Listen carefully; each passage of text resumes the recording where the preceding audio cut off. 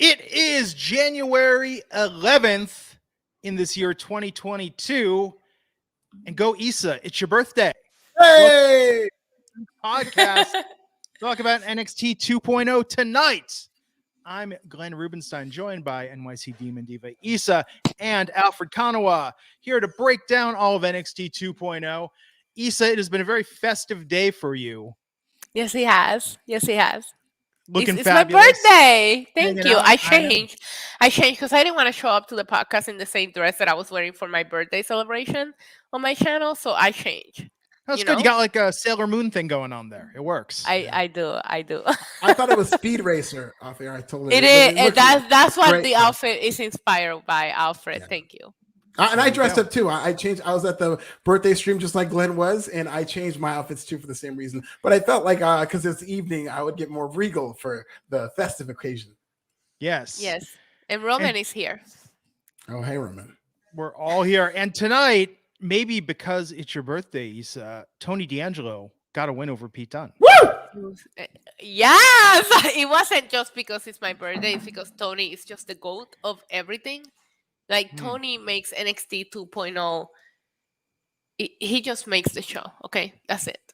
But I appreciate that, because if Tony would have lost, it would have killed my buzz. Like, you guys know, I've been drinking since very early, so I needed Tony D'Angelo to win because I didn't want anything to like kill my buzz. And Tony D'Angelo just made me want to drink more. It was great. It was great stuff. Love it. Yeah. Right in the middle of the ring.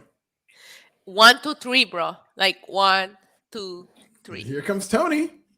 Yo, like, just give him the title. Just Bron Breakker who? Wait, knock. Who's there? Bron Breakker. Bron Breakker who? Exactly.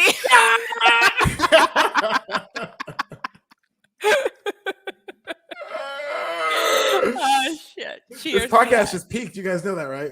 2 minutes and 11 seconds into the podcast, it will not get better than this. It's true. Everybody just turn off now. Go to sleep. Bron Breakker opened the show tonight. We'll talk about that. We'll talk about Tony D'Angelo's win. There's so much to get to. First, we have some super chats. Brett Murphy, $5. Happy birthday, Issa. When the real Uncle Tony wins, everybody wins. Everybody. The real Uncle Tony. A real Uncle Tony. The best Tony in wrestling, period. Titan Loose Corn Dog Show, $5. Tell Raja all super chat money should go to Issa on this special day. Hey. Pry that out of him with the crowbar. Happy birthday, Latin Princess. Eat, dance, and have birthday shots with sprinkles. I'd like that as a rule. I would love that as a rule, that the super chats go to the birthday person if we do it on their birthday. Agreed. I agree, only because it's my birthday. And my birthday's on a Thursday, so it's not going to matter. So, whatever. I would have thought if it was on like a Wednesday or a Monday. Jody Shauna Jenkins, the trust is still alive in that relationship. Sharing a YouTube account, Canadian $5. Is it just me, or is LA Knight a cross between The Rock and Mr. Kennedy? That's all I could see and hear when I watch him. That's perfect, Jody. And the bad part is, it's the worst parts of it's like he's doing an impression of The Rock or Mr. Kennedy. But I will say he's actually kind of starting to feel over. I've always been kind of a critic of his because I've always felt he was impersonating the Attitude Era, but he's starting to come into his own a little, and they gave him a big rub, as we'll talk about. And I'm starting to like him. He's starting to grow on me. I can't wait to talk about this because we'll talk about it. That we will. Before we dive into everything tonight, I think we got some news. Holy crap, do we ever? We got a late breaking news story, a little behind the scene. This was not supposed to break until tomorrow, but of course it leaked. And it's a big story. It's MLW is suing WWE. They are filing the rare antitrust lawsuit against WWE because they're saying that WWE is conducting misconduct. Here's an actual quote from Court Bauer, MLW president. He says, WWE has been wrongfully depriving its competitors of critical opportunities for many years, but its latest conduct has been even more unconscionable. I think we speak for the rest of the pro wrestling world when we say that the anti-competitive behavior has to stop. This seems like it was triggered by WWE in about October. They allegedly got in the way and nixed a Tubi deal that was going to be happening with MLW. Is going to be a content deal with a network called Tubi that is owned by Fox. So reportedly, WWE is using its influence with Fox to kill that deal. And now Court Bauer is filing a lawsuit on behalf of MLW. Major League Wrestling, which is citing an example with Vice TV, saying that Vince McMahon is not very happy that MLW is on Vice TV, but essentially an antitrust lawsuit has been filed against WWE by MLW. What do you think about this, Issa? If I'm WWE and I'm Fox, like if I just pay $1 billion for WWE, I will probably take WWE's side on this, right? Like okay, no, like why would I want any competitors when I just paid this much freaking money to have this program exclusively? So maybe this isn't just a WWE thing, right? Is it just me? Like I'm trying to think with my very intoxicated business mind right now. And I would assume that Fox and WWE wouldn't want to take MLW's side because there's no way that MLW is worth billions of dollars like WWE is. At the same time, I get their point, but it's just like, yeah, if you have influence and these people pay that much money for you, they're going to take your advice, right? I don't know, Alfred and Glenn, you guys talk about this. I can see why MLW is angry about this, but what they're really saying might have merit in terms of there being antitrust and that Tubi is a different entity, but it is owned by Fox. So yeah, you're right. WWE, of course, working with Fox, would at the very least say, what the hell, man, why are you having a competitor come along? I don't think they understood the wrestling business as much as WWE is in terms of how they see it. And so they're just WWE. That is one of the things that is said to have triggered this. But MLW is just saying that WWE in general is cooperating in antitrust behavior. Do you think that's true, Glenn? Now, didn't they try and put the kibosh on the Vice deal also with MLW? Yes, that is part of the lawsuit. They did mention that an executive reached out to them on behalf of WWE, was not happy with WWE. They said that, I guess, like, Vince McMahon was not happy that MLW was going to be airing on Vice TV, which happened. They aired a television special last year where Alexander Hammerstone won the MLW championship in a special on MLW on Vice TV. And WWE is not very happy. It's what the lawsuit says. I know NXT just fired all of creative, but if I'm them, next week I have Tony D'Angelo showing up at Vice going, hey, nice network you got here. Be a real shame if something bad happened to it. I would. He starts knocking stuff over in the office, and like, oops, Butterfingers. You know? Kidnapping the producers, which we know he's experienced at. Oh yeah, we can see that. We can absolutely. Well, here's what specifically was said about Vice TV. They said that after MLW announced that it was in talks with Vice TV to air MLW programs on Vice TV, a then WWE executive warned Vice TV that WWE owner Vince McMahon was pissed that Vice TV was airing MLW programs. That's what this. Okay, but wait, hear me out. Is this an MLW thing or is this a Dark Side of the Ring thing? Ooh. And they're camouflaging it using MLW because Vice TV also airs Dark Side of the Ring. So if I have any reason to go after Vice TV, especially after, because of Vice TV, we no longer have the woo in the opening credits of all WWE programming, and that is an injustice. So if I'm WWE, I'm going to use any excuse to go after Vice. I still miss that woo, by the way. It could be like a passive aggressive thing, you're saying. Yeah.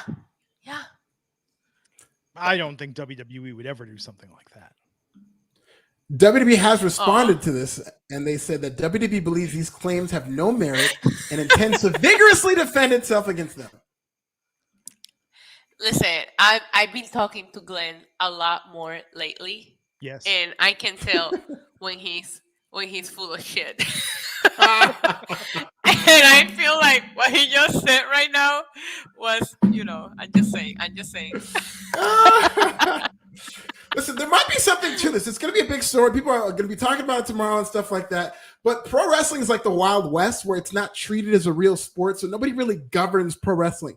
But there is a lot that goes on in pro wrestling that is pretty much illegal if you're going to treat it as a sporting league. Particularly the tampering that goes on with pro wrestling is ridiculous. Like, you're telling me a lot of these people are able to go to AEW like automatically. Like Kyle O'Reilly had this storyline. You're telling me he didn't talk to AEW before his contract is up? No, like Chris Jericho will willingly tell you the story about how he got recruited, where he went to Vince's house while he was under contract with them. So like tampering goes on. Antitrust probably goes on with pro wrestling. It'll be a lot harder to prove with AEW here, but because nobody really governs it, they get away with it. But now that this lawsuit is being filed, who knows? Who knows if this will open the Pandora's box to the employment classification problem that pro wrestling has had for years. Yeah, it's very interesting. Where's Andrew Yang on this? I thought he was going to save us all. I know. He said if he won that position, he would, and he didn't. And so now we haven't heard from him since. But so now everybody can just give up? Like, okay, yeah, whatever. hopefully. Also, when we refer to Kyle O'Reilly, I would like to call him Mr. Charisma moving forward. I agree. Mr. Charisma. Me too. Mr. Charisma.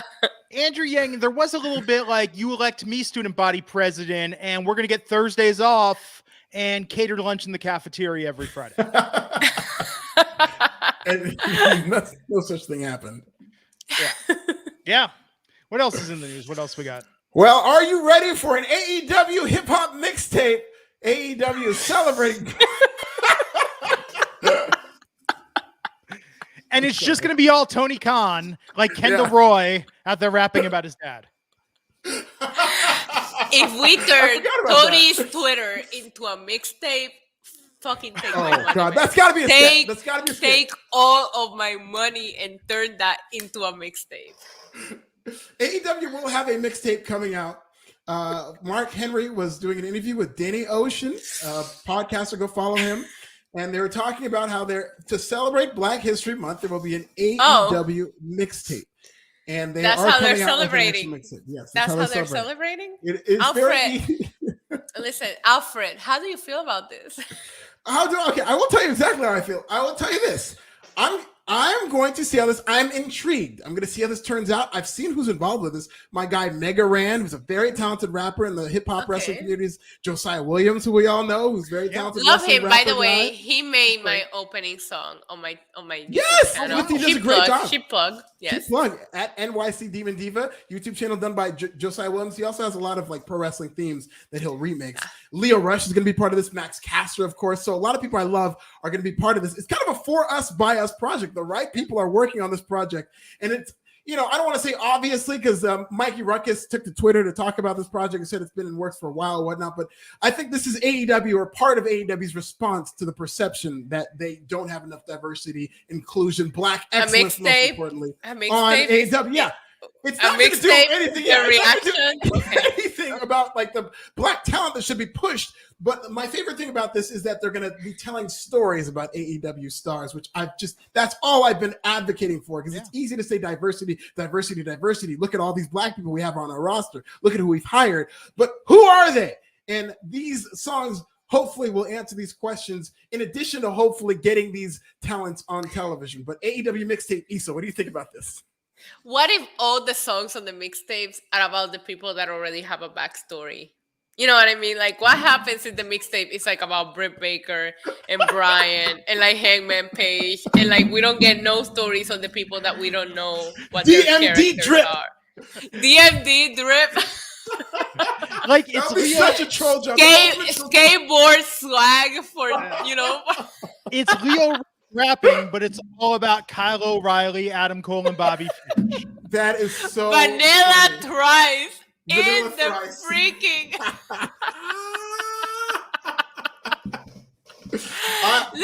listen, whatever.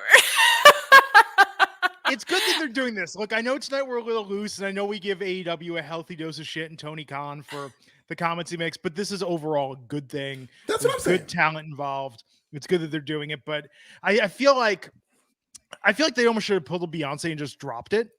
You know what I mean? It's like perfect. Because when you talk about something and you set it up this way, like the proof is in the pudding. When we hear it and we see it, then I think like everyone's mouth will be shut. Like at that point, we can just enjoy it, and there's no need to speculate. I can't wait to hear CM Punk's "I'm Back." Yes. But that would actually be a great idea, Glenn, the way that you put it, because then it becomes this run up to, because we're a month away from Black History Month almost still. So we're going to hear for the next couple of weeks, look at all this diversity we got coming your way.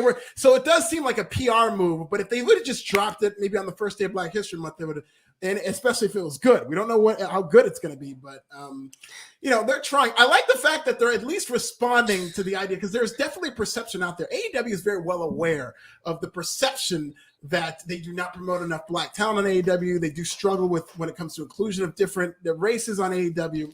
So they are at least responding to it, which I do appreciate. Tony Yeah. Khan's I'm Brown. That's going to be a great freaking hit single. They're sitting there, they're thinking about writing this mixtape, and they're thinking, how many words rhyme with Alfred Konuwa? How can we make that rhyme? I can see Glenn's face like every time I open my mouth, like, what am I going to have to edit out of this box? I'm not editing shit tonight. I'm too tired.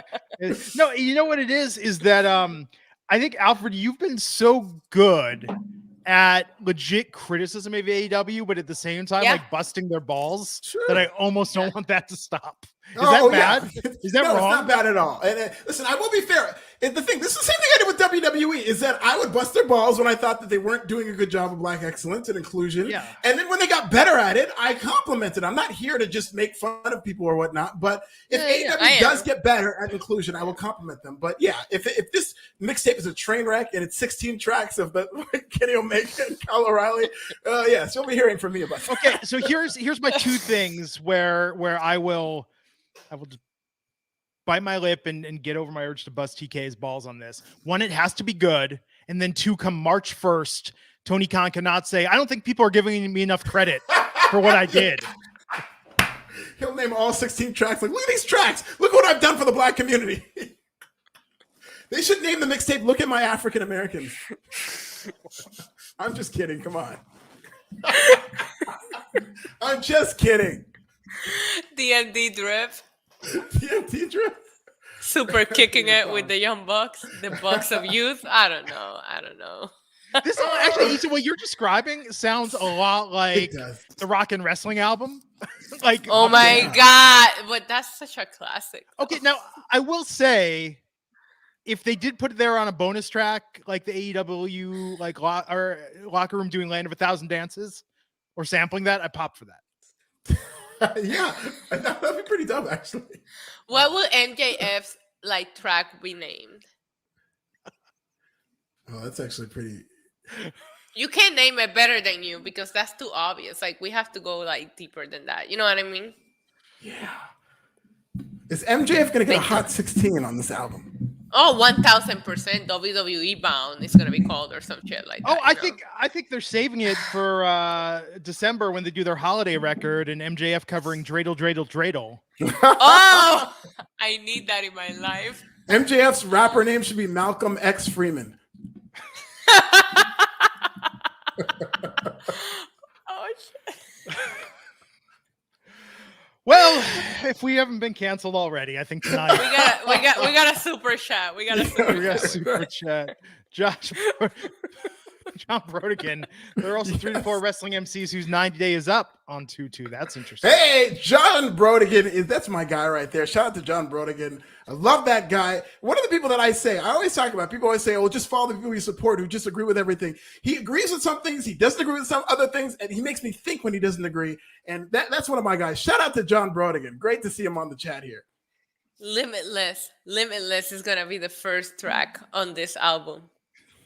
Sophie Dopey, $2. These $2 is for Alfred's bad dad jokes tonight. My mom is named Sophie, so I'm assuming that's who it is. So hi, Mom. What? No, my mom loves me. My mom loves me and my dad jokes. So there. I mean, Sophie she has Sophie. to. She gave birth to you. Yeah. Do you ever question, do your parents really love you, or are they obligated to love you? No, I don't really question that. Jesus Christ, Issa.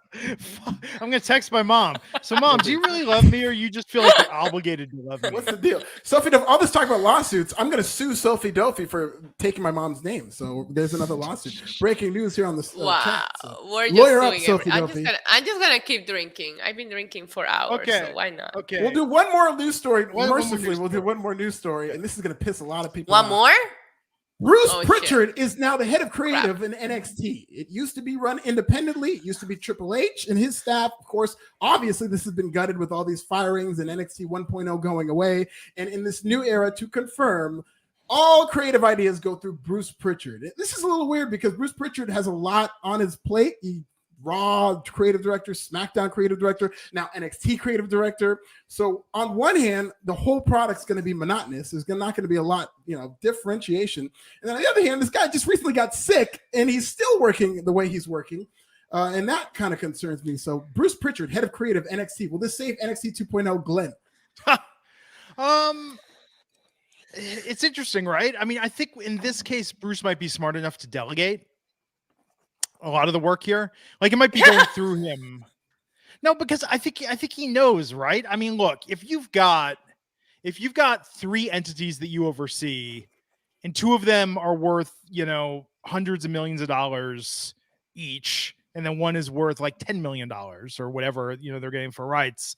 I think he's going to have his lieutenants, or maybe just restaff it with people he trusts. I don't think he's going to have his hand in the script every week, going segment by segment. I just don't see that. That seems like a poor use of his time. Glenn, the second that they came out with the rainbow color NXT 2.0 logo, Yeah. Bruce Pritchard has been in charge. Like this hasn't been questioned. You watch NXT 2.0 and it's like watching Raw 2.0.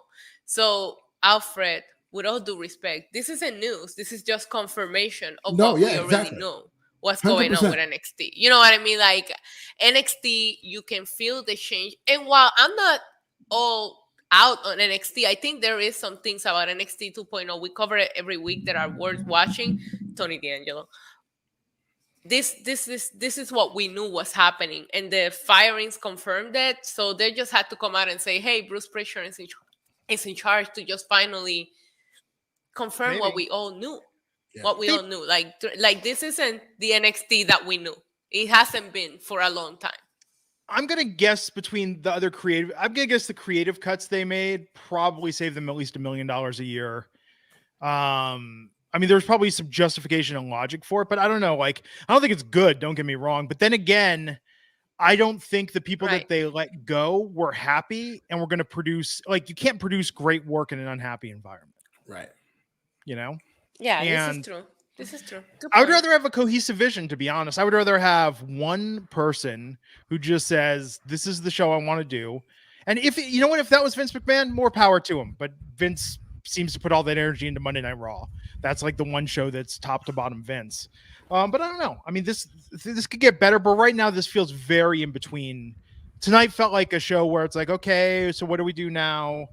And some things moved forward, but it was not their best, but it was also not their worst. Yeah, functionally, in terms of getting people from NXT to the main roster and letting them have a good career, it's a good idea probably to have the same people in charge of both brands, functionally, to where you can promote somebody to the main roster and they can thrive. But from a creative standpoint, we've even seen it, like Issa said, it's Raw 2.0, where now NXT just seems like an extension of what I already watch on Monday and Friday, and there's no difference between it. So it all seems very monotonous. They don't thrive. They go to the main roster just to get buried. So it's like, why even try to get us invested into these characters? It's been a long time since I've been invested in an NXT character, not because I don't care about them, because I mentally cannot get invested in them, because the first thing I think about is like when they come up, they're going to get buried. And that is where the disconnect is. It's like even when you build somebody up in NXT, they come to the main roster and then you do nothing with them. So it's very hard to be invested in these characters. And NXT 2.0 has become the king or queen, whatever, of 50-50 booking now, even worse than SmackDown and Raw. And, I said this Friday, sort of spitballing with Mickie James being in the Royal Rumble and them, putting over Impact with that announcement. But I think Bruce is a step further in that direction where they say, you know what, this is a distraction from his time. What if we could outsource TV entirely, that aspect of developmental, to a company like Impact, not MLW now, given this lawsuit, but find a company that can just run essentially our new OVW that's got a national cable deal. It's funny you bring that up, Glenn, in terms of the lawsuit. And now that this lawsuit's come out and become public knowledge, I do fully expect them to have Impact people, maybe even AEW people in the Royal Rumble, if nothing else, to show aesthetically, look, how could we be an antitrust if we're having people from other companies on our TV? That's not antitrust behavior. Like, that would look good for WWE if they were able to work with companies like that. Because if you have Impact wrestlers on your TV, it's a lot harder to prove that they're an antitrust and they monopolize the entire business if you're willing to work with these other businesses. Yeah, but there's no way they're going to have an active member of the AEW roster. No, I don't think Jericho might be an outside. They had Jericho on the Stone Cold podcast. A little different, though. Yeah, but I do expect to see How Impact. Is that different? Well, first off, I mean, the Stone Cold podcast is an afterthought on the network. Are they still even doing that anymore? Didn't he stop doing the audio version of that? He does it occasionally. Yeah, that's what I'm saying. Like, and the network had something to wrestle with on. They gave Conrad. That's another thing Bruce was doing. Bruce works too hard, man. I'm telling you. Like, it's very admirable. I love people who work hard, but he does way too much. Yeah, I don't know he has that much hustle at his age. I'm gonna be 46 in a month, and I'm ready to retire, man. I can't keep up this grind. I'm just saying. I think the landscape might change now that there are some people in other promotions that left WWE not in bad terms. You have people like Johnny Gargano. You have people like Adam Cole. These people could have left when their contracts were up and like completely screwed WWE, and they didn't do that. Yeah. So I feel like a different approach has to be taken because you have people that didn't live in bad terms, and you have people like Jericho. If you want to do a biography special on the what is that network? AEW something? You know what I'm talking. Okay, thank you. Okay, that network. If you want to do a biography, I think Jericho is somebody worth of a biography show because of everything that he's done. So you have to play nice with other. I can see WWE wanting to play nice with AEW just for, obviously, it was financially convenient for them not to open no forbidden door. WWE does something with AEW, it's purely financial. Feelings are not involved. Speaking of A&E, you think they're going to bring AJ Francis back for the next season of WWE's Most Wanted? I hope. I just watched it like the other day. Literally, I just binged it, and I thought he was great on that show. He was fantastic on that show. That's why his release. I'm shocked. I'm shocked they released all of Hit Row, but I'm especially shocked they released him. Yeah, let me tell you something right now. 90% of people in wrestling, in his position, like new to wrestling, would have been so intimidated to go in there and interview Undertaker and Kane, especially the Undertaker. And the Undertaker was busting AJ's balls and all that stuff. But his chemistry is incredible with Undertaker and Kane, and that can be tells it's like he's such a great dynamic personality that he's able to just pull that off. That it was very telling. Yeah, I agree. He was awesome. He was awesome. Yeah. Well, fingers crossed. Hit Row debuts on the AEW mixtape. Oh man, I love that. AJ Francis on this mixtape. Give him 100 bars. You give AJ Francis, you give Top Dollar 100 bars if he gets on this mixtape. Nothing more, nothing less. He's gonna collab with the Young Bucks on a track all about sneakers. He's gonna censor it. Yeah, it's like how Jack the Ripper. How what is it? LL Cool J and Jack the Ripper. Cannabis. Cool Mo D. LL Cool J and Cannabis were on the track, but then Cannabis dissed LL Cool J on its own track. That's what's going to happen when Top Dollar comes on this AEW mixtape. He's going to go on there and just diss AEW wrestlers. Oh my God. Just all of side 2 should just be like an entire 30-minute rap about sneakers. Yeah. Yeah. Featuring Shane McMahon. Yeah. What do we? I think that's the biggest chess move AEW has. Although, man, see again, that's the thing I can see. If they had to deal with Impact, that's the crazy thing. They do like a Shane bought Impact angle or something like that. Like I could see them doing that. Yeah. They're crazy. They got nothing to lose at this point. Titan Loose Corn Dog Show. That's the name. $2, saying you three should have a YouTube channel on geek and pop culture. That'd be a lot of fun. We should. I mean, that's basically what we're turning this podcast into. Stealthily. Not so stealthily. Slowly. Until Raj catches up. Hey, on a serious note, a fan of ours from the UK said something and they wish to remain anonymous, but they would like to give their condolences to the family and friends of the gentle, kind, and caring Peter Priest, who a UK wrestling fan who passed away on the 6th of January at age 36. He loved Alexa Bliss. He called the AEW Punk return and SummerSlam weekend wrestling Christmas.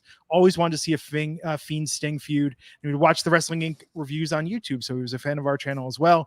There is a GoFundMe set up for his family and funeral costs. I will put that on the screen. He will be dearly missed, and very sad that we've lost a member of the Wrestling Inc. community. R.I.P. Wrestling Power. That's awesome to hear that he was such a wrestling super fan and wrestling Christmas. I like that. I really do like that. I think that's actually it's nice. Yeah, it's very nice. Thoughts and prayers. Absolutely. So to NXT tonight, we open with Bron Breakker, Recap of him winning the NXT title from Tommaso Ciampa at New Year's Evil in the main event last Tuesday. He's out in the ring. He's getting a chance if you deserve it and no, you don't. He thanked Tommaso Ciampa, and yeah, it's interesting. You know, he paid respects to his father, Rick Steiner. That was big. And says if there's anyone who wants to challenge him, he's always ready. So what did you think of this? What did you think of this as his big sort of crowning moment, not going immediately into a storyline? Alfred? I liked it. I know we have fun here with his promos and stuff like that, but being a babyface is no easy task. You have to deliver a lot of what are kind of cliche lines without sounding corny. And I thought he was intense. I loved how he delivered his lines. I loved what he had to say. And I thought this was a very good babyface promo that made him seem more edgy and kind of more of a tough guy, that he's just calling everybody out and he's going to outwork everybody and all that stuff. But I thought he did a good job with the material he was given. Yeah. Issa? I mean, I think this is the best that he's looked promo-wise and on the mic, which is good for him because now you're the champion. So you need to be able to carry a promo on your own. The problem is that the bar wasn't really that high. So it's like, oh, that's the best that Bron Breakker has looked. But compared to what? His other two promos that put us to sleep. But because he's carrying the NXT title, I like to see him have a little more swagger to himself, a little more confidence. It came off tonight. Like, he came out there and he actually looked like the NXT champion. So I appreciated that. And once again, I thought that this was the best that he's looked on the mic wise in a while when it comes to NXT 2.0. Yeah. We'll see what they do with them from here. But this felt like an interesting sort of moment and a pause to see what happens next. We then had Santos Escobar versus Zion Quinn. Big opening match. Yeah. Elektra Lopez ringside. Distracting Zion Quinn. Santos Escobar picking up the win. Issa, what did you think of this match? I enjoyed this match a lot.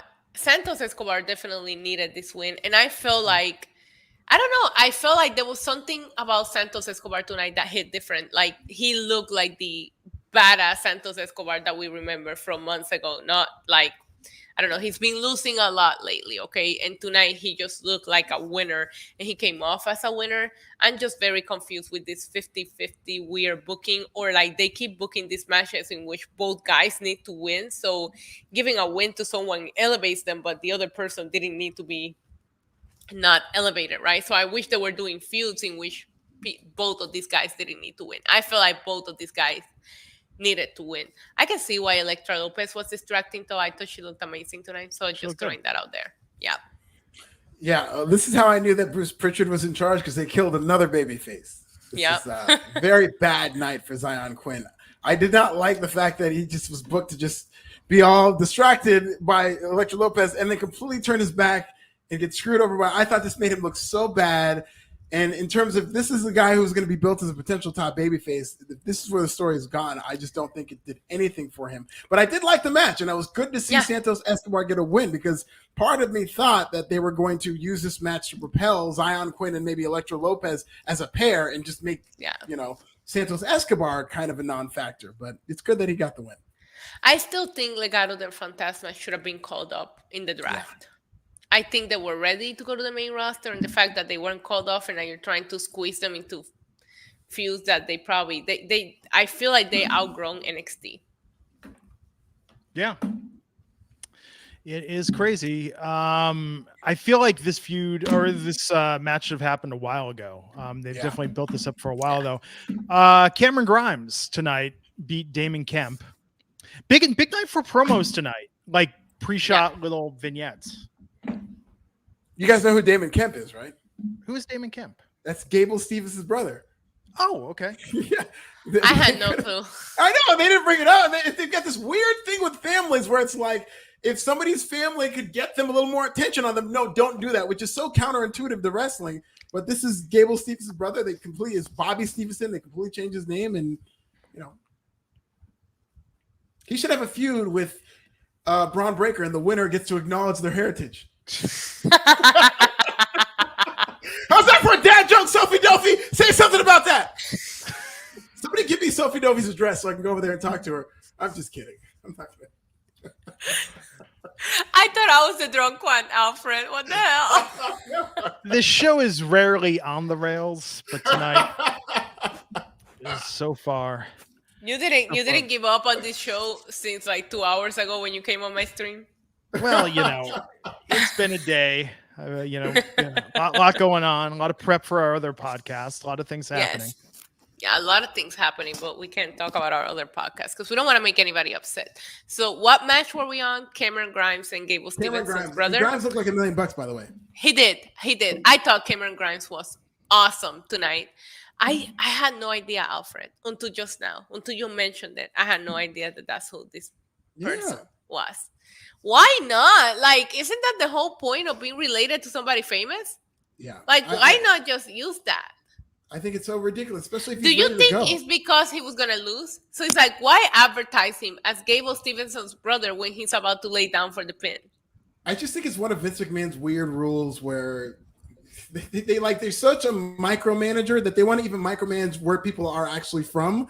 And there might be heat with the Steiners on that side, especially particularly Scott Steiner. And right. With Stevenson, they love Gable Stevenson. So to just say, "Oh, this is his brother," they love that family stuff. I don't know why they wouldn't just at least acknowledge this is his brother. But hear me out. What is the brother's background? Is he as good as Gable Stevenson? Because if he's not, then I wouldn't want to. Because what if he hurts Gable Stevenson's image? Sure, right? And you have all of your chips on Gable Stevenson, and maybe this guy's maybe he's good, but he's not as good. So it's like, why advertise him as that? And then he will completely just kill the credibility of his brother. Right? I'm just going to have another drink. Possibly. I mean, that is one way to look at it. I think WWE's weird about names and stuff like that. Michael McGill all over. Yeah, they are weird, though. Yeah, they are indeed. So Cameron Grimes got that win, stood tall.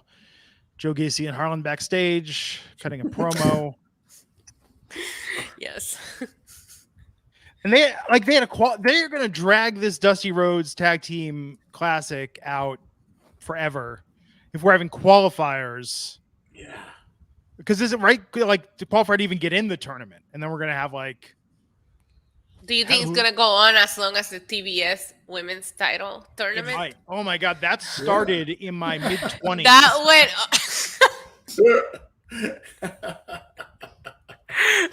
I'm just saying, like, they might be on a competition too. Who can make a tournament last longer? Yeah, this is gonna be long. I was actually pleasantly surprised with the result, but I thought Gacy and Harlan might be like in the finals, but clearly we're not getting that. Wait, They lost? Yeah, they lost by disqualification to Enofe and Malik Blade, who's got some. Malik Blade might have had the best dropkick in the history of NXT 2.0. Like. 2.0. Okay, praise. I'm glad that you made that clear because I was gonna say no. I seen better drop kicks. Go back and watch good. Malik Blade's drop kick. That was an excellent. That was Okada level. Yeah, 13 out of 10 drop kick. 13 out of 10. Yeah, 13 out of 10 exactly. So Malik Blade and Idris Enofe won by DQ. Do you think they're going to break up Harlan and Gacy, and that's why? Oh, no, I think they needed a way out, and you don't want because if you're the idea is you're gonna push Harlan and Gacy, you don't want Harlan in there in the tournament for all these matches, probably keeping him short and like hurting the tournament. So they probably decided we're gonna get him out of this tournament, and then we're gonna go back to telling the story about them. So yeah, I guess they don't just want them wrestling throughout the tournament. They could have given a speech before every match. The competition is harmful, and aren't we all winners? Oh God, see, I love that. I like that better than what they've actually done, but. I think they just wanted to get him out of there, and they wanted to showcase him because he didn't lose, but they didn't want him wrestling every single other week in the tournament. I could get Harlan so much heat with Joe Gacy. I could get Joe Gacy so much heat that like people would be lighting things on fire and throwing them in the ring if I was writing for him, and it would be freaking hilarious as a parody of woke culture. But they're not going that route. Yeah, no. I really do now want him to show up next week with a participation trophy, saying that they still participated in the tournament, so they deserve it. I really would like. Everyone's a winner. Let's all go to Round Table and get pizza afterwards. Yeah. So Malik and Idris though they're gonna get a shot, which is good. Good for them. Good for them. Video package for Walter tonight in Imperium. Yeah, it looks like Walter is going to be like a a character on NXT for like on a week-to-week basis because he's back here, and there's a lot of reasons as to he quit his day job. So I think he's going to give it a go in the States, and that's great for NXT. Yeah. Yeah, that's a big add-on for NXT. Yeah. And let's see. And that's when if that had happened, like if COVID hadn't happened and Walter had been able to do more NXT and the push when striking when the iron was hot, that would have been incredible. I will say this though, COVID might be the one person that COVID helped because he had that match with Dragunov. And if there was a full crowd, the way they chopped and beat the crap out of each other, I don't think that match is as good as it was with a full crowd. I don't think you get to appreciate how much they beat the crap out of each other. So like that might have been the best match of the pandemic, period. Of any promotion is Dragunov and Walter, and I think he was done well by that. Best match of the pandemic? Might have been. I will not say it was, but people will argue that was the best match of the pandemic. It was top 5. You realize we're going to be... It's up there. It's up there. You realize we're going to be old men in our 60s ago, back in the COVID era, the best match of the pandemic was Walter versus Dragunov, which wouldn't have been as good if there were crowds there. The chops, they wouldn't have gotten us into it, but they had that moment to shine. Yeah. Yeah. We're gonna love that. It's gonna be back in my day. We're gonna be like boomers. Yes. But we're gonna be arguing. We're gonna be talking about cinematic matches, regular matches. It's gonna be a mess. Oh my God, Issa, did you see that comment? Sorry, I have to bring this up now on our other podcast on your YouTube channel. And I don't know. Yeah, how did we not figure this out when Shauna yelled at Javi to run that it sounded like Bray Wyatt at the end? Yes. Of a Wyatt family promo. How did we not make that connection? I don't know. We failed miserably. I did see the comment, and I feel like we failed our audience that are watching both wrestling and Yellow Jackets, because that is exactly what it sounded. I can't unhear it now. The run, It sounded just like Bray Wyatt's. And Wyndham needs to direct a season 2 episode of Yellow Jackets. I think that's I miss him. The connection and crossover. I miss him a lot. In case I haven't made it clear, I miss Bray Wyatt a lot. Krylos, Kyrillos, Zachary, $1.99. I think Walter fits better on the main roster. I'm surprised, but maybe he doesn't have an interest. I don't know. The Rumble is coming up. Yeah, that's the thing. And now that he's here, I'm interested in thinking what a Vince would think, because I think he seems like a Vince McMahon guy. He's like a legitimate tough guy, very convincing in terms of like a shooter. And I think Vince McMahon would take a liking to Walter. Yeah. Yeah. But that's not necessarily a good thing. Yeah, exactly. That's the thing. Would that be good for Walter? Because it might be like he loved Keith Lee. He absolutely loved Keith Lee, and that didn't work out for Keith Lee at all. So that's Walter the problem. Might be showing if you don't deliver when you get put on the spot, then what happens to Walter? Walter's going to show up in baggy shorts and and a mask. Yeah. Did you see Killer Kross that he's grown his hair out? I have. He looks great. He's been on the interview circuit. He's been on Renee Paquette's podcast, and he did a couple of other podcasts. He's been saying a lot of really interesting things in terms of his insight to WWE. He was on Chris Van Vliet.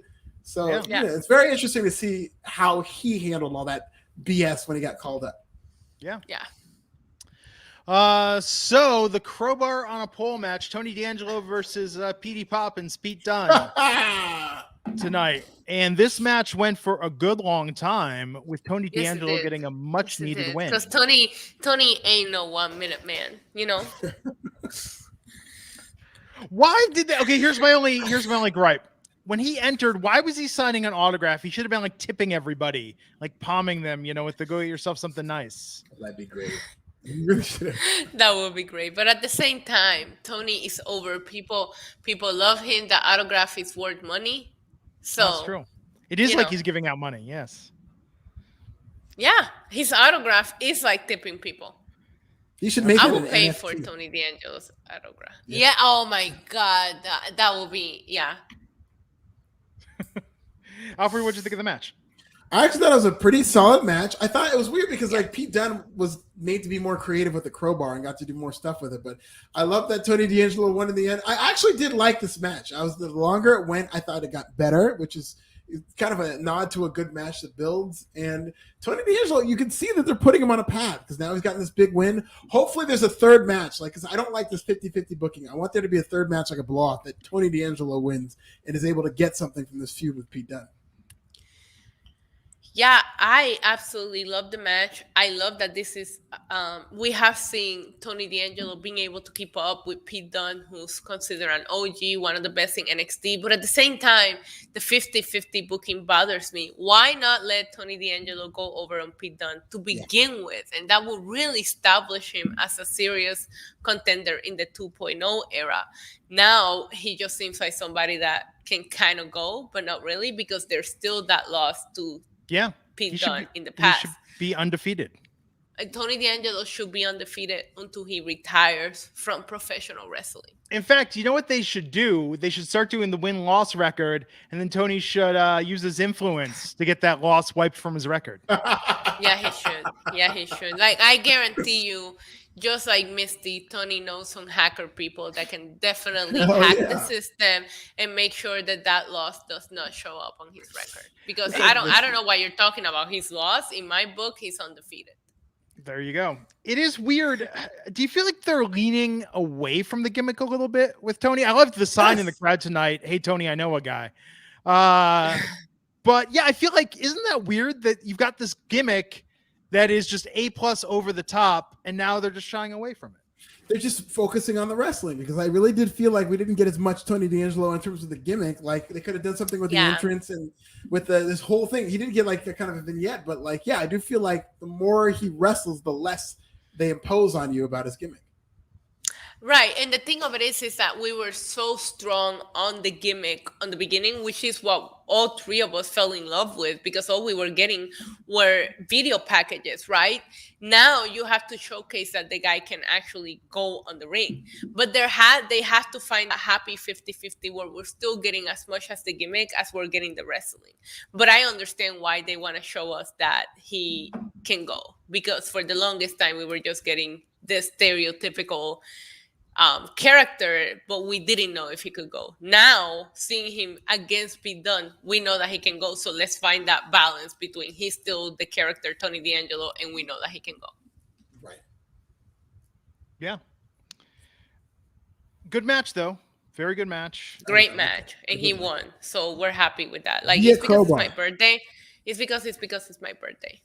I'm so jealous of you. That's the greatest birthday gift anybody can get, is Tony D'Angelo winning on your birthday. That's just, I thought June 23rd, which is my birthday, I thought that was the greatest day in wrestling history, because that's when Kane unmasked. That's when Brock Lesnar won King of the Ring. That's when the Austin 316 promo happened on my birthday. A lot of great things happened on June 23rd. But you can't take away from Tony D'Angelo winning on your birthday. First of all, did you know that Monday Night Raw was born on January 11th? So legends are born on January 11th. Monday Night Raw was the first episode aired on January 11th, 1993. So obviously, this is a very significant date. Monday Night Raw, the second best thing to happen on January 11th. It really is. And Issa was actually born the night of the first Monday Night Raw. She's exactly as old as Raw. Sure I was. Thank you, Glenn. I appreciate that. You look like it. Thank you.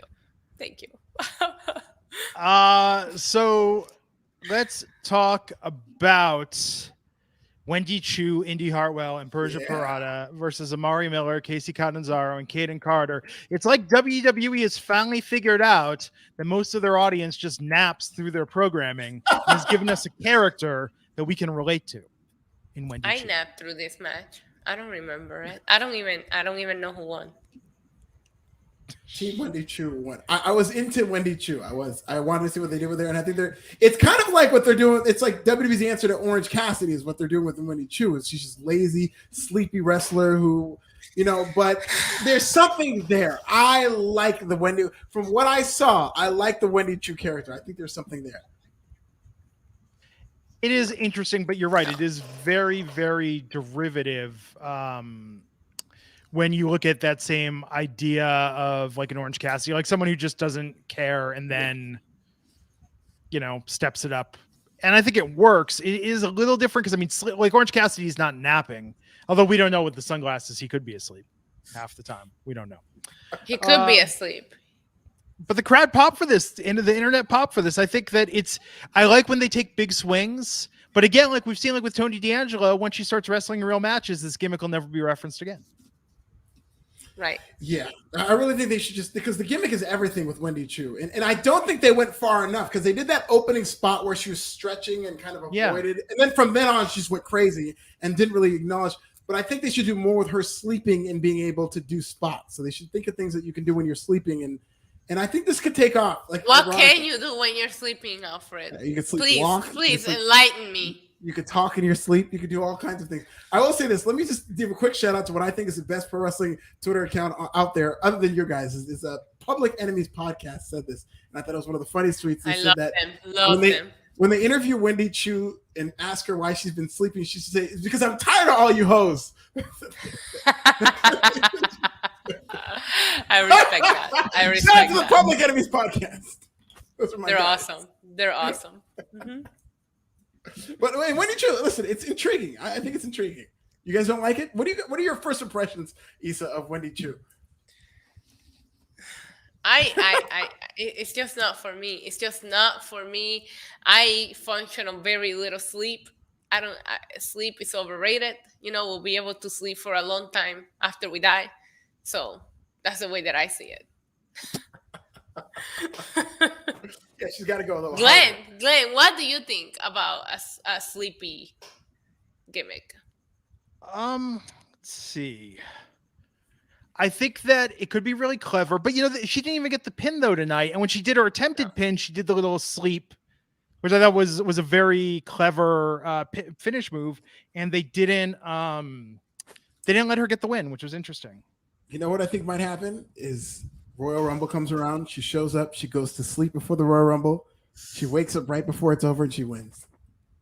Stop. You're 2022 Royal Rumble winner. Bye, Alfred. Like on Friday, you're suggesting that Johnny Knoxville wins the men's Royal Rumble and Wendy Choo wins. Alfred, stop. 100%. Stop. I'm gonna text Raj right now and be like, listen. Add to all the other requests to get me fired. I question Alfred. Stellar Justin Lopez, $4.99. Like, sure, it was cute and borderline adorable. Borderline. But come on, what legs could this gimmick possibly have? I mean, none. No, I think it does have legs. You guys are crazy. I think they could do stuff with this as long as they got to get more creative with what you can do. Enlighten me. What can they do with this? They should do a thing where she's sleepwalking the whole time. That whenever she's quote unquote sleepwalking, like Taisha, she actually ends up going crazy and does very well when she's sleepwalking. But when she wakes up, she's completely harmless. She doesn't get it, and that's the thing, is that when she's asleep and she's in a trance, she's able to just go crazy. I like the you're watching too much Yellow Jackets, but I like the you're going in with this. I don't know if you're aware of this, but Taisa is my favorite, so I'm offended that you compare Wendy Choo to dirt-eating, puppy-killing, while sleepwalking, future state senator Taisa. Okay, so Wendy Choo could have killed Taya Valkyrie's dog. She could kill Frankie. Hey! I think there's potential for this gimmick. They just have to. It's kind of heel. If she freaking kills a dog, she's a heel. Hey, Frankie has not been released because Taya got released, right? Frankie Monet got released, but the dog did not get released, right? So they can still do something with the dog. Imagine if they make him come to NXT just to bring the dog because the dog is not released. You know how petty they call Frankie Monet or Taya Valkyrie and they go, "Hey, how's it going? We need you to come back, but we just want the dog." The fact that my dog just woke up as we mentioned dogs. My dog has been wanting to fight Frankie Monet's dog for the longest time. I say book it for WrestleMania. Just saying. I love to see that. Yeah, Roman will kick that little dog's ass. I don't know. I think there's something to this. I'm intrigued. Listen, NXT 2.0 is not the greatest show in the world. We have a lot of fun with it, and I think it does have potential, but it's not the greatest show in the world. Can we agree with that? That NXT 2.0 is not the greatest show in the world. This Wendy Choo character is one of the things that I get up for. I'm telling you, there's something to it. Yeah. I don't know. I mean, I think they just need to commit fully with it. You know, the same way like with Tony D'Angelo, like just let's go over the top. I agree, because I don't think they did enough with her, because like her doing this comeback that she did would have been so much more effective if you think she's just this lazy sleeper and she continues to wrestle like that. But like to immediately do that, it's like, all right, you've already given away the bit. Yeah. I think it could be good. They just need the right storylines for this, and we'll see what happens. But and to get the big debut, she should have gotten the pin. I'm sorry, that's I agree. That's weird. I liked. Okay, MSK's promo, whatever. This, I mean, compared to what they were just doing with the road trip, like this was very dull. But I like Dakota Kai interrupting and saying something about nothing divides a friendship like success. Like I almost want Dakota Kai to be like Miss Life Lessons that just goes around and gives people like really like nihilistic sort of like bleak advice. I think that's a gimmick and a half. I agree. I think she was really good in that. I thought that was really cool. Yeah. So Boa versus Solo Sikoa, which ended in a double count out and went into backstage. So when they start, like they show his name on the lower third, Boa, do they put the paragraph and the S there? Because there's more than one now. We're supposed to believe that there's like multiple personalities here. Yeah. Issa, you're on mute. Oh. She knows she's on mute. Issa, you're on mute. Right? Yeah, she's on mute. Yeah. Issa, can you mute yourself?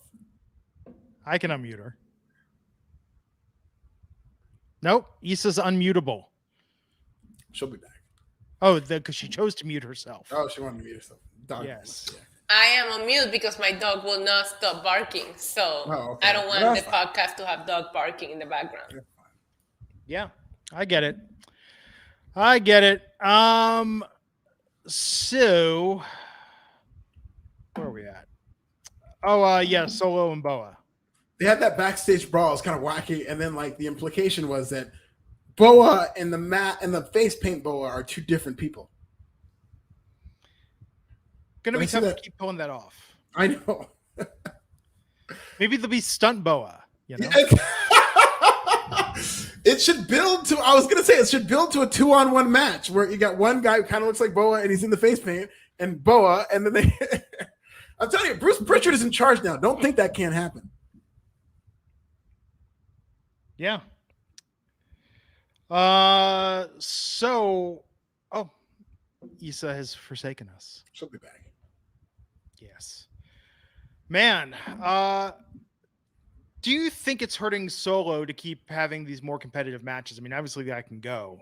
Yeah. But I felt like he was just on the fast track. You know? Yeah, it's really simple. And I felt because it's weird because Raw last night, I was thinking the same thing about Omos, is that he was in this squash match where he just absolutely killed. I think the guy's name was Nick Sanders. And it's like, I should have been seeing this for at least 6 months before Omos has a feud with AJ Styles. And the fact that he's just doing these squash matches now, it's like, wow, they really should have been doing this. And I feel the same way about Solo Sikoa, is that he should have been just killing guys for months before he gets into a competitive feud like this. Yeah. Issa, do you need me to... Oh, Issa disappeared again. She'll be back. There we go.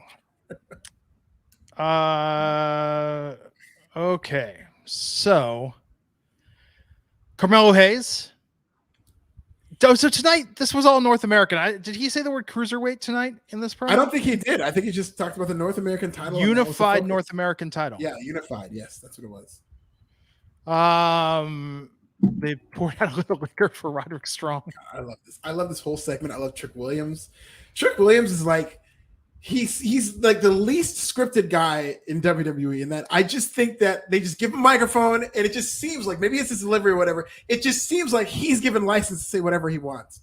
And I thought he was so funny with that big booty thing where he was saying like, come on, man, a man has his needs or whatever he had to say. And then Carmelo Hayes even got to talk about his ops, which I don't think Bruce Pritchard wrote that line. I just thought the segment was great. I loved it.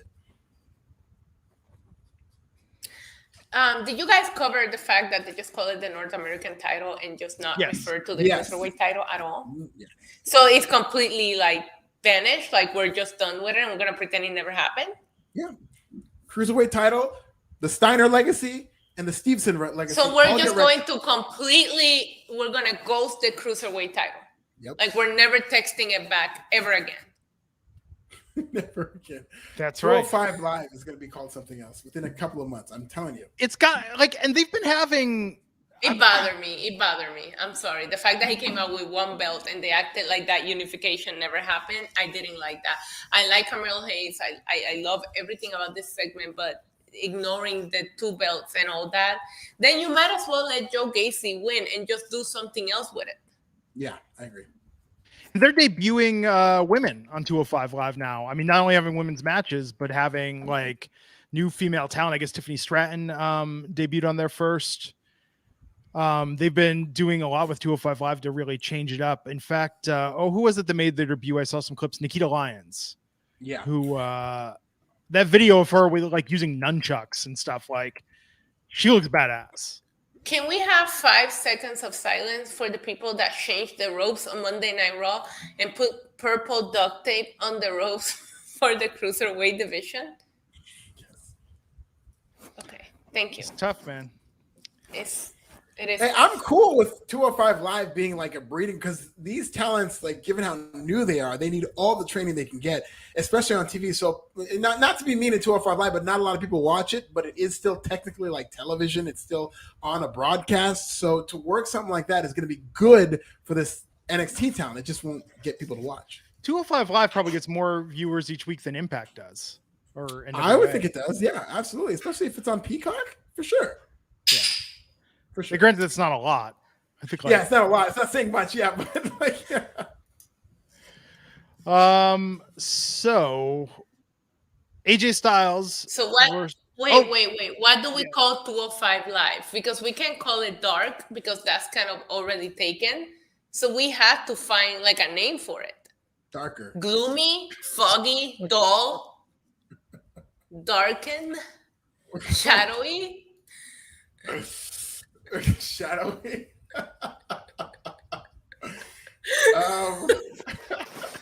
Let's talk about AJ Styles. Issa, tomorrow I'll recap everything you said on the podcast for you. They should call it MLW just to mess with MLW. They should call it like no, Alfred, you savage. AJ Styles versus Grayson Waller. Now, you would think AJ's coming to NXT. Grayson's got this big opportunity. There's been this crossover. They're going to have a match. And Grayson's should go over in some way, shape, or form, or somehow look strong. No, AJ won pretty clean. Good, as he should. I know. I don't like Grayson Waller. I don't know if you know this, Glenn, but AJ Styles is phenomenal. I believe I've heard that. And that was his hair they're talking about, though. Oh, his hair is magical. Like, it's made out of unicorns and flowers and rainbows and money and gasoline and NFTs. Like, all the things that are worth money, that's what AJ Styles' hair is made out of. Every single week, I put out a tweet about what I think AJ Styles' hair is made out of. I saw that you want some haircut tips. Yeah, but you know, he denied me his hair. Like, I asked him once on WWE backstage. I said, "Hey, AJ, can you please give us hair tips?" And he said he couldn't, and that broke my heart. You need to go to a meet and greet and just say, "AJ, can I just touch your hair?" I want to smell it. I bet you it smells so freaking magical. Like, I'm going to be that creep that just walks up to him and be like, that's going to be the picture. You know, because, you know, they rush you on those meet and greets. So, like, you just have to stand next to them and they take the picture. My picture is going to be me sniffing his hair and he looking at me like, what's wrong? Just holding it and petting it like a kitten. Yes, can we talk about WrestleMania 33? How the wind blew at the time that he was in the ring and he just blew in his hair, and it was the most magical moment in wrestling history because I was there. The wind did not blow any other time that night, only for AJ Styles. Like, he's like, get out of the way. Chris Jericho, right? Match against Chris Jericho? No. It was Shane McMahon, which was a hell of a match, by the way. Okay, yeah. I actually thought that they put on a really good match. So listen, I miss Shane McMahon. By the way, where is he? Me too. Is he okay? Is he He's alive? another AEW mixtape. I'm telling you, we already decided that. Shane McMahon, that's going to be the big reveal. Is Shane McMahon okay? Shane McMahon's going to celebrate Black History Month. That's how they're going to do it. I miss him. I miss Raw Underground. I applied to be one of the dancing girls, but they got rid of it before they looked. Really? Why do you can't just roll that out like we're not going to talk about that? You applied to be a dancing girl on Raw Underground? Let's hear this. I did. I wanted to be one of the dancing girls. I at Shane McMahon and everything, but then they got rid of Raw Underground. So I wish I knew you by then. I would have just my timeline would have been like, let Issa in, let Issa cook. Now I'm still looking for work, but times are rough. I don't know. Glenn is like, I've lost all control of this show. I'm glad I heard that story. Glenn, reel us back in, please. This was a good match. Grayson Waller, I don't know that he goes over or gets much out of this. I mean, he could say, actually, speaking of Shane McMahon, like my band opened for Run DMC once, and all we got out of it is we could say we opened for Run DMC. Yeah, like, right. That's all Grayson got out of this, is he could say he fought AJ. Oh, he was on Raw. He showed up on Raw twice. What is with all these scoops that like you guys are delivering this so casually? Like, oh yeah, by the way, my band opened for Run DMC. Like, that is a big deal. Yeah, but in 1997, not during like the height of My Adidas or Still, Run's House. Yeah. Still, that's even better. Like, if I opened a Jay-Z today, you know what I mean? Yeah. Like, we did a TV show on USA, and Dr. Dre and Eminem played before us. What? amazing. What? They do forgot about Dre. You were breathing the they did same do forget about air Dre, yeah. as Marshall Mathers? I was, yes. Did you know that I learned how to curse in English because of Eminem? That's very That's interesting. awesome. I love that. I listened to his music, I translated it, and that is how I learned how to curse in English. Her first curse word was "F you, mom." Yes. Eminem hates his mom. Hated his I mom. mean, they made up. Which, if you've seen that video, like that's it's nice. It's nice lame. that they made up. Lame. I wanted that to be like The Rock and Austin, Yeah, Eminem but like and his mom. LL and Cannabis like performed together. Like people squash beefs eventually. Not me. No. I hold a grudge forever, and when I die, I will hunt you.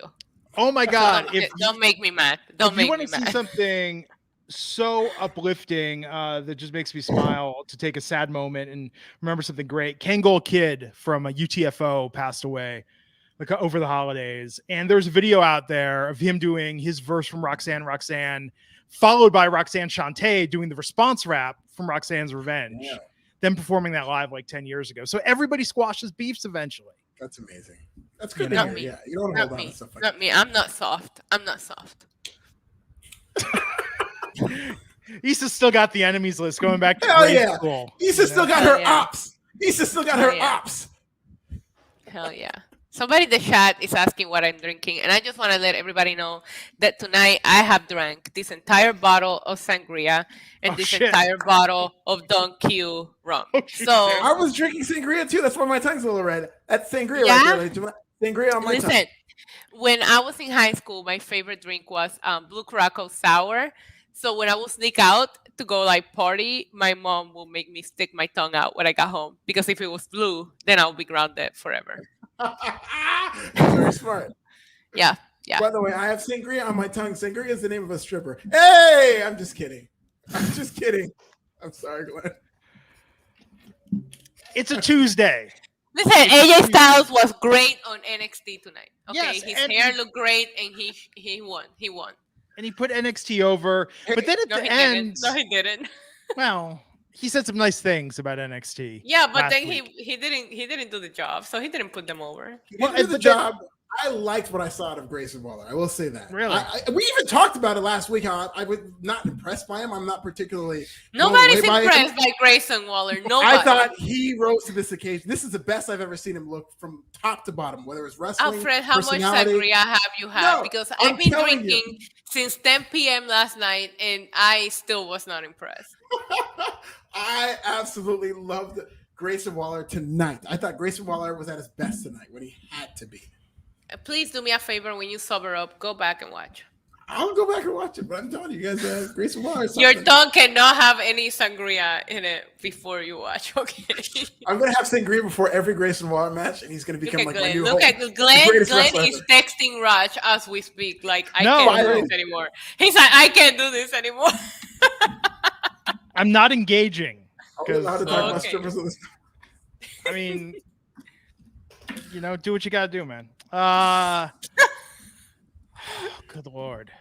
AJ was great. He looked great. Yes. Issa's still going to be recapping this podcast in the emergency room at 4 a.m. when she's getting her stomach pumped.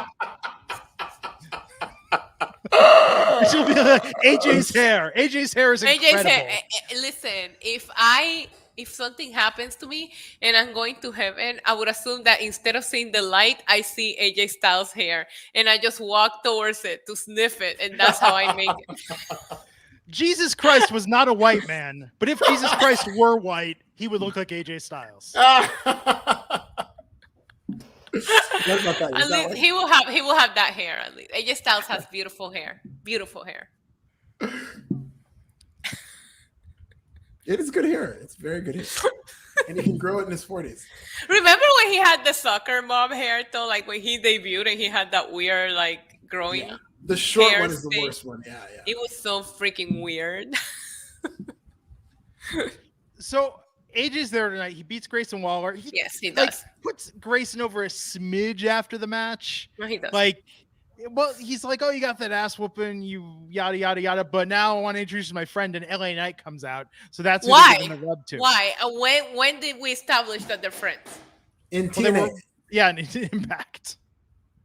Okay, so we're doing the whole AEW thing where you gotta follow different promotions to keep up with because the storylines. They're gonna outsource NXT to Impact to get that tape library, and it's all gonna happen. It's all gonna come together. I've worked myself into a shoot on this. I didn't like this. I didn't think it made no sense. It made no sense. Like when he said, "I'm gonna introduce you to my friend," I thought, I don't know, Chris Jericho. Like who else has AJ? Yeah, like that's why? true. I did think the club might. What was the name of their thing? Y2AJ. Remember, they had T-shirts for a whole week. Yeah. They had T-shirts for a week. So there's other people that I assume that he is closer with than LA Knight. This was weird. Yes. So I've now worked myself into a shoot, much like I think Adam is still Javi. I do think the WWE works out a deal with Impact for NXT. I agree. Adam's still Javi too. I talked about that on the stream. I agree with you, Glenn. You convinced me. Yeah. Or maybe he's not Javi, but that back tattoo means something. There's no way that back tattoo. He's a fanboy. He's a fanboy. He got Misty's socks after they went hiking and hooked up. You know what it is? It's the knife. Remember when she gave him when they were kids? She gave him a knife. Yes, I know. In the carving, and he had carvings in his apartment. That knife is the one that, spoiler alert, that she murdered him with. That's not his apartment. That's an Airbnb. I think it's the same knife. She's going to find the reveal is going to be she's going to look at the knife. They're going to flash back to when she gave him the knife. She's going to go, oh my God. Spoiler alert. I killed Javi with this knife. Oh my God. Amazing. A lot of references to knives in episode 9. So I'm convinced. Sure. I was just thinking about what Glenn was saying. I'm convinced now. I watched episode 9 twice. Our live reaction, Alfred, was just an hour of us going like, holy shit, what did we just watch? Yeah. I can't blame you. I wish I would have thought that. I was not able to. It was Alfred. It was so crazy that Glenn, we had somebody in the chat, really commenting some good theories. And Glenn was like, all right, I'm going to send you the link. Come join us. And I'm like, Glenn, what are you doing? Which ended up being great. She was great. Awesome. She was awesome, but I made a layout for 2 people, and he killed my layout. I spent time making this overlay because I wanted the podcast to look so professional, and Glenn was just like, come on over. And you're like, Glenn, I only made enough food for 2 people. This is going to throw dinner completely off. You need to give me a day's notice next time. Yes. But no, I'm so glad there's Yellow Jackets Bus. Please leave us a 5-star review on Apple's podcast. But tomorrow we got a guest, so you got to lay out for tomorrow for our. Yeah, unless you decide. We're not doing that one live, so you can't invite anybody. Okay. There you go. There you go. So this NXT tonight. I mean, look, AJ Styles was on NXT. That's cool. Tony D'Angelo beat Pete Dunne. That's cool. It was a little weird that we kept seeing for vignettes for talent that we already know, like Imperium, Cameron Grimes, Mandy Rose cut a promo tonight. Like, I would like to see, I want to see and like, because wrestling is great when there's always a sense of newness. I know we got Wendy Tuesday debut tonight, but I would have liked to have seen a little bit more of teasing of what's coming up in NXT because you got to keep it fresh. And that's the thing, man. Bron Breakker to me is already old news. You know, I he got his heard, championship. I heard from the streets that Alfred missed Von Wagner tonight. That I missed him? Like I wanted him to be on the show? Yeah, that you were looking forward to seeing him and he wasn't there. I was distraught that there was no Von Yeah, Wagner. it bothered you. Yeah, it was one of the it was egregious. It was egregious that Von Wagner was not on NXT. Erroneous on both counts. I don't think there's enough. I think he would have had too much charisma for tonight's episode. I think they have Tony Dion, you have Carmelo and Trick. Von Wagner, it was just, I don't think they can fit that much charisma. Yeah, too much. Agreed. Von Wagner's gonna like log into this chat one day and be like, excuse me?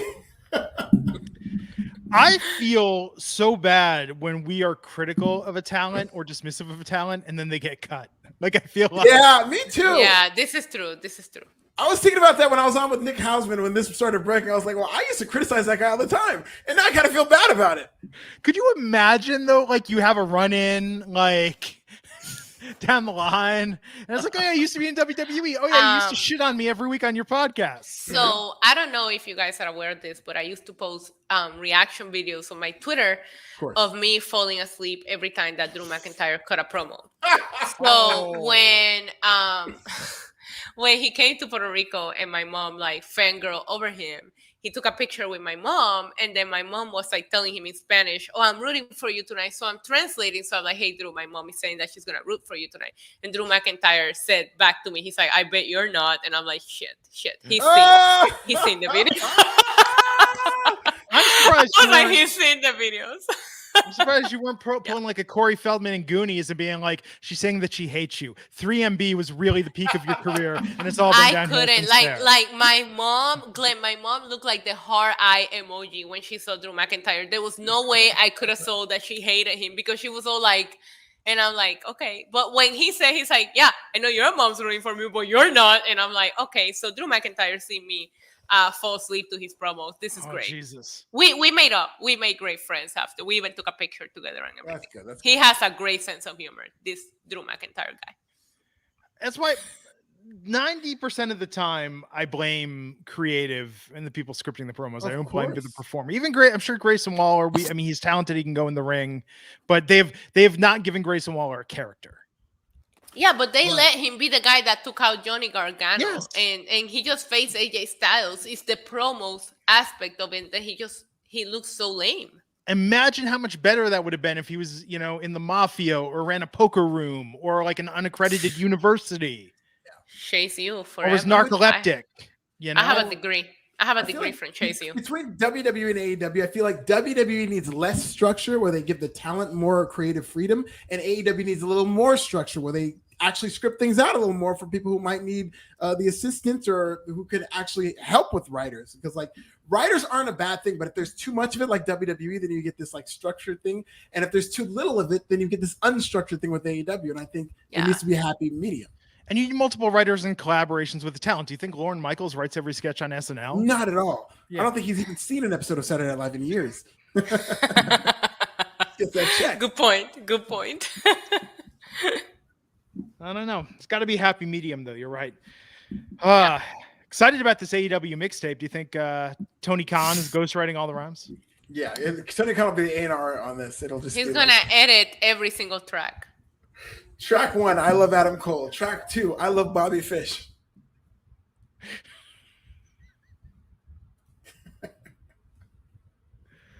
AEW mixtape. Hey, the bar that they have to set is WWE Aggression, which I continue to love. WWE Aggression was hip hop remixes to everybody's themes, and some of them actually slapped. Snoop Dogg did Stone Cold Steve Austin's, I think, and and that's the bar that AEW has to set. That's what they have to clear. WWE Aggression. There you go. Why hasn't, and I'm asking this because I don't have time to do this. I'm busy hosting multiple podcasts and running a business. Why hasn't some indie record label gotten like some punk bands and some current hip hop groups to do a covers album of wrestling themes? They should. I'd love that. I think this all the time. Me too. You know, have like Paramore doing Becky Lynch's theme. Yeah. Have Less Than Jake doing Sami Zayn's old entrance music.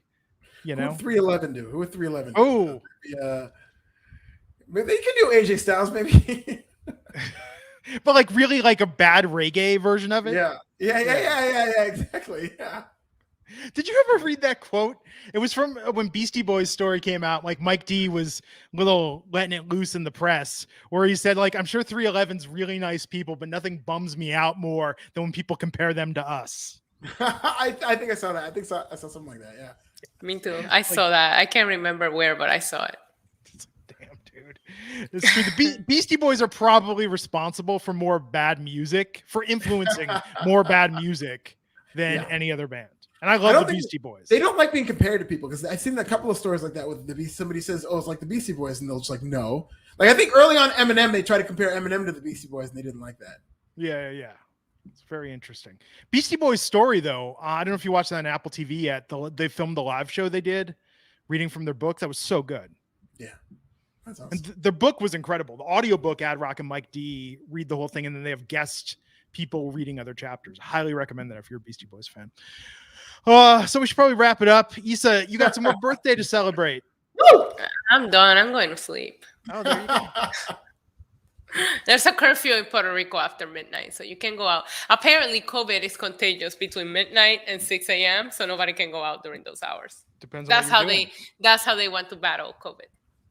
There you go.